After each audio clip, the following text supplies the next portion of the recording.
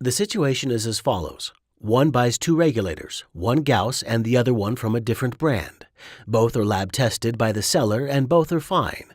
Then when the Gauss regulator is installed on the car, the dashboard light remains on, but with the other regulator, the light goes off. What does that mean?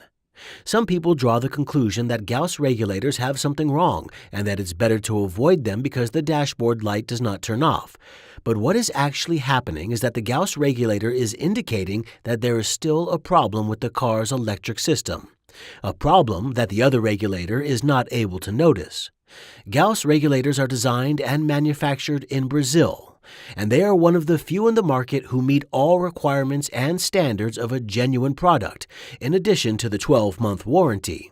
In fact, besides the products with our brand, many other originals that are sold in the aftermarket are also manufactured by Gauss, which guarantees that whenever you use one of our products, you will be using an original quality. This is important because in order to meet automaker standards, Gauss regulators make a diagnosis of the electrical system that is much more exhaustive. A Gauss regulator is able to detect if the battery voltage is too high or too low, if the rotor is shorted, and even if the regulator has lost communication with the computer. So what the regulator is indicating when the light remains on is precisely one of these three problems. Watch out! In some cases, a small detail like this can cause explosions and very serious accidents.